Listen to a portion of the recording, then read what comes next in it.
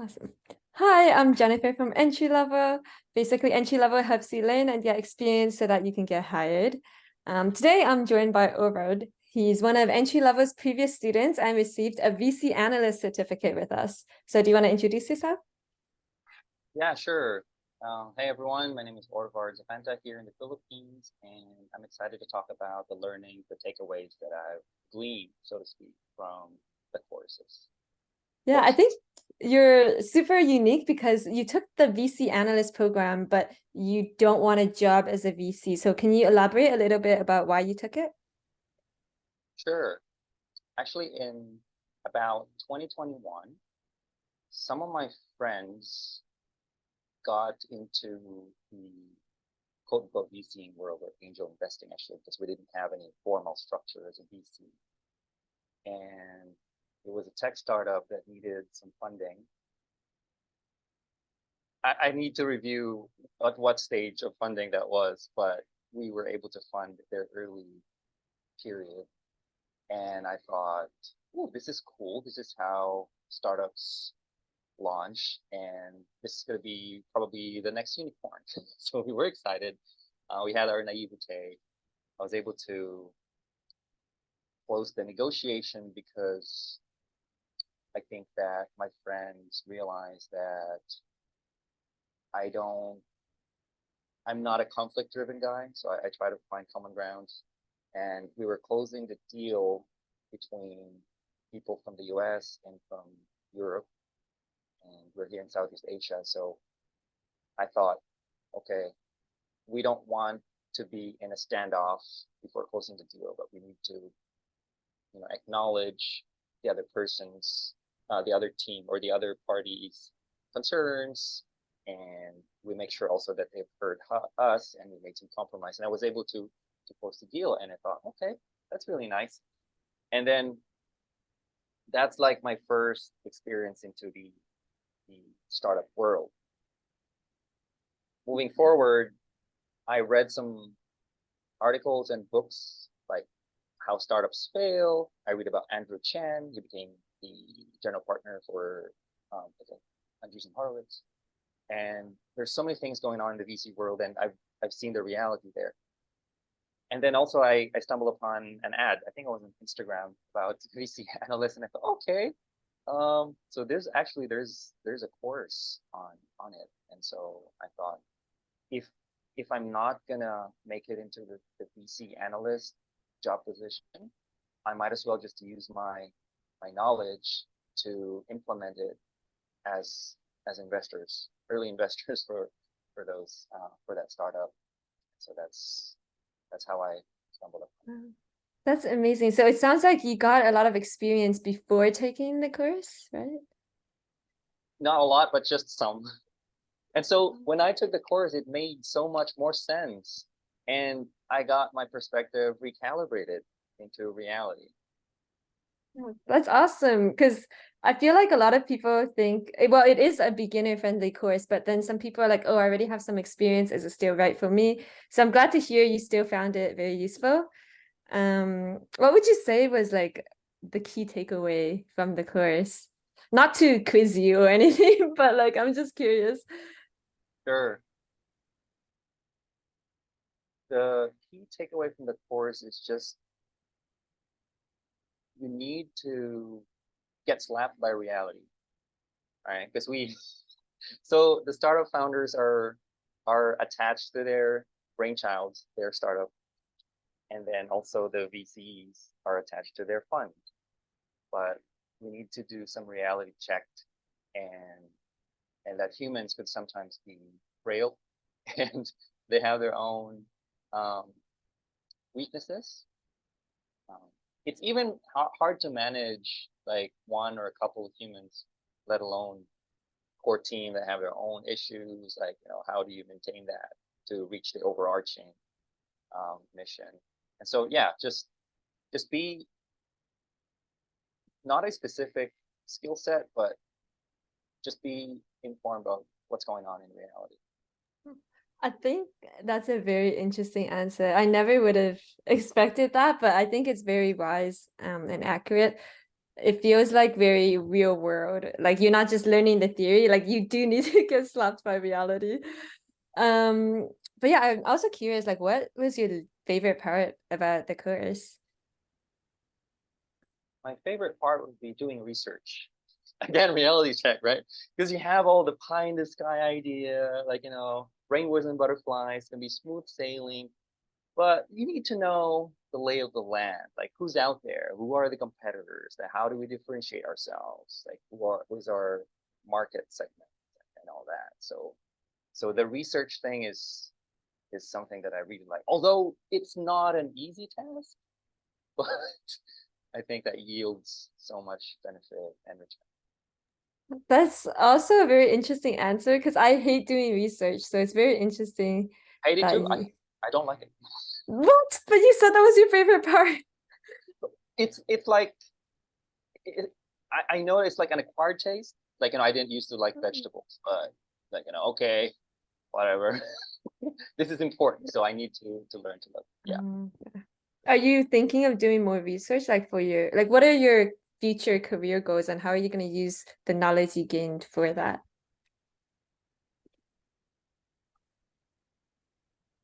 From my introspection and self-reflection, I tend to do well if I work with others, and I cannot work on my own. So I might I might volunteer doing the legwork for some VC analysts, um, task lists. Um, yeah, I think that will be the first step, and just pro bono, just offering, hey, you know what, like you have some repetitive work to do, and you need to do the strategic, decision making, and might want to delegate some of the tasks to me. And yeah. Yeah, I know a lot of people who've successfully landed paid roles after doing all of the volunteer work because they got experience. But wait, so you're thinking of going for VC analyst roles to start with, or is that where you're hoping to end up? Or It's one of the paths because we've got a certificate and we've got the portfolio thanks to EntryLevel's program. Um, we can take pride in that. Actually, I took pride in it. It was like a personal development experience for me. But I'm I'm gonna use the knowledge in raising funds for whatever business venture that is, be it a tech startup or a brick and mortar business. And if it needs some funding, then I'm actually I'm actually in the process of doing it. So because investors, yeah, it's like when you want to borrow money, especially here in third world, where here in Asia, there's a saying that if you lend your money to a relative or a friend, just consider it lost. Yeah, just consider it given, right? Because like in Asia, we're not individualistic, we're like collective, like hierarchy, and so you don't want to rock the boat. Um, so so raising fund could be difficult, but the professional funders and financiers, they need to see numbers, they need to see presentations, formal presentations. And having done the portfolio by entry level, I have increased my confidence actually in that. So that would be, I think, the lowest hanging fruit that I could do prior to doing some VC stuff. That's awesome. I hear that a lot. People say the portfolio helps so much with confidence. Like you just feel so proud of yourself after it, which is amazing to hear. So you're also thinking of like working for a startup or like being a startup founder and raising funds. Is that right? Yeah, that could be. In fact, I'm talking to a Korean friend, and he's a startup founder as well, but he met some investors. So maybe we can do some concoction of how to structure our brokering.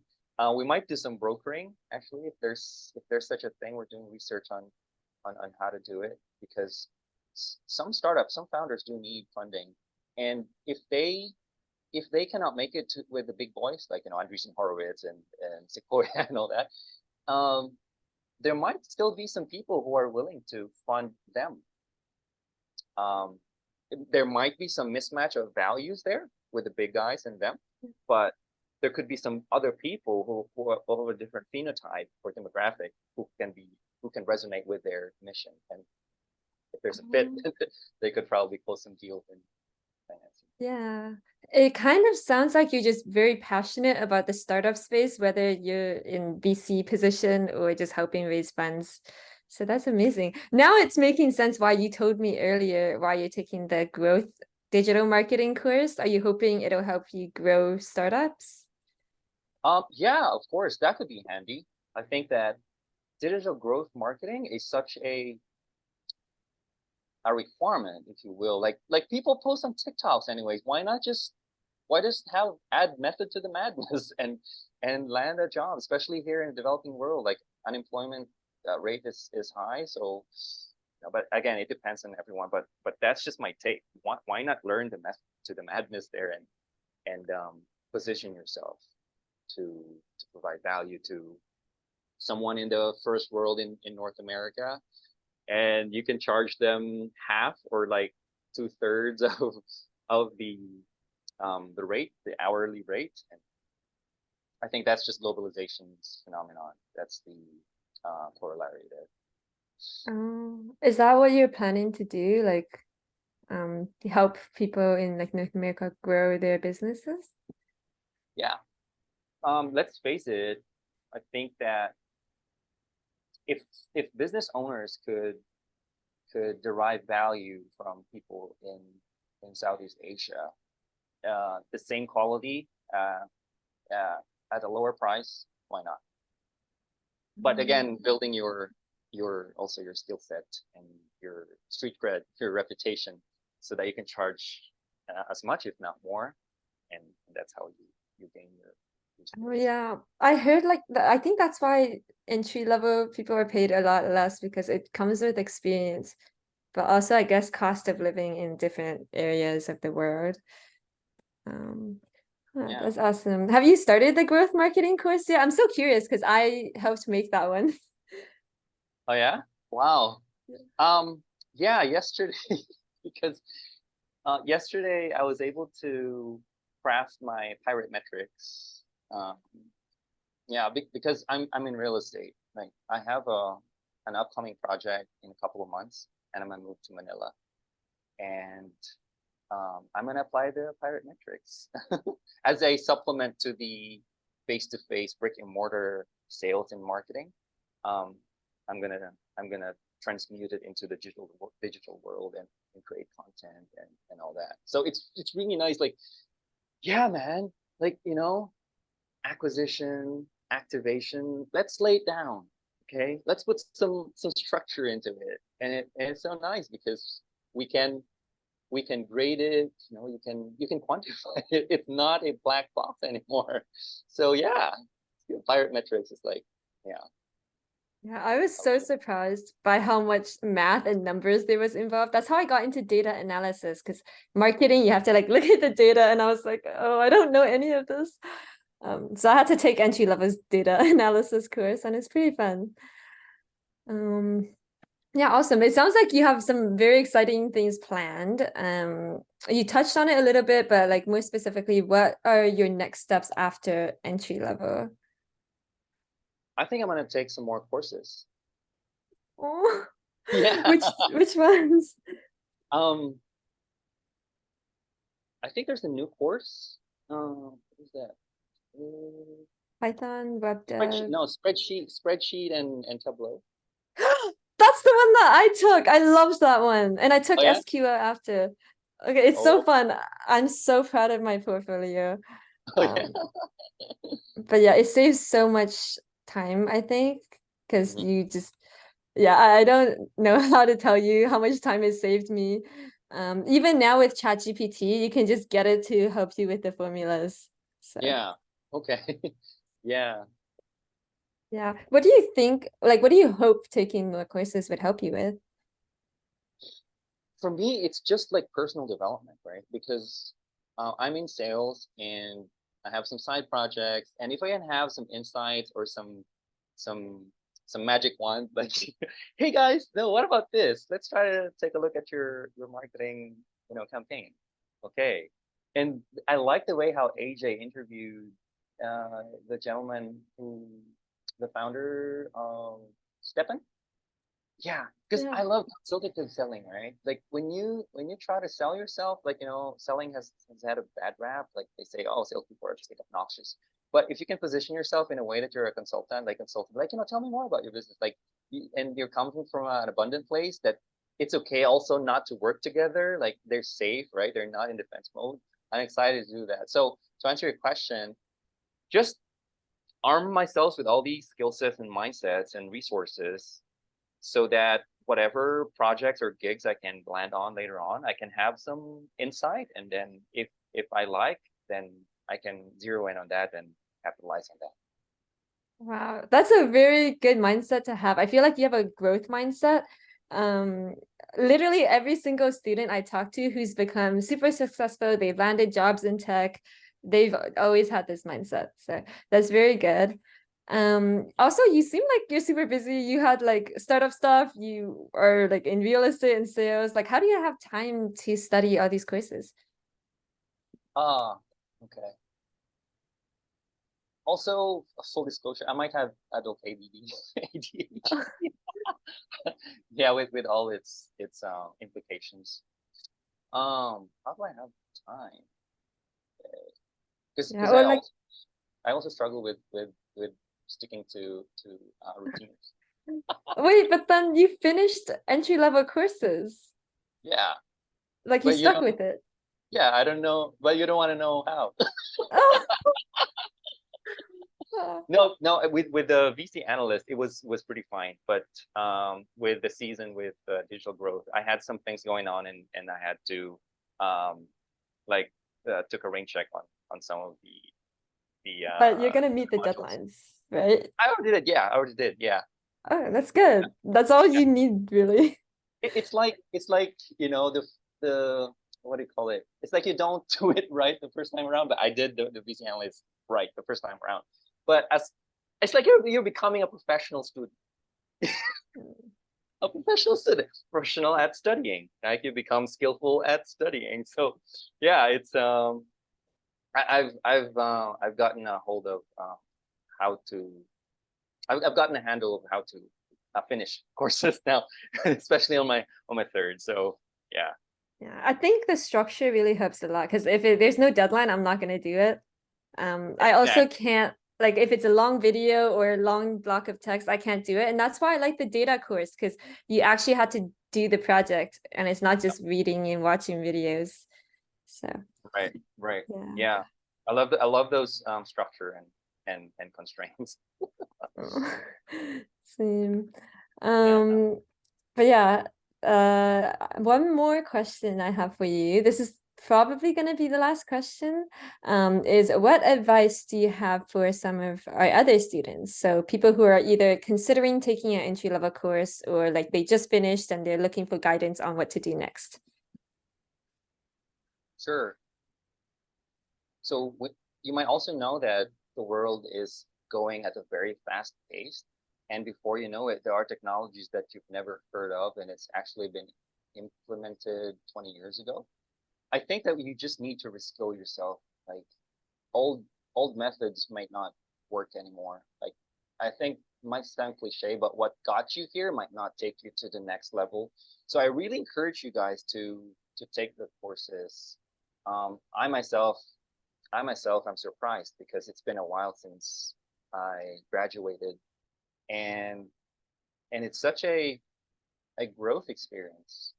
Like okay, so all there are these realities actually. There are these beautiful things. Like for me, for example, I like data and I'm using spreadsheet more now.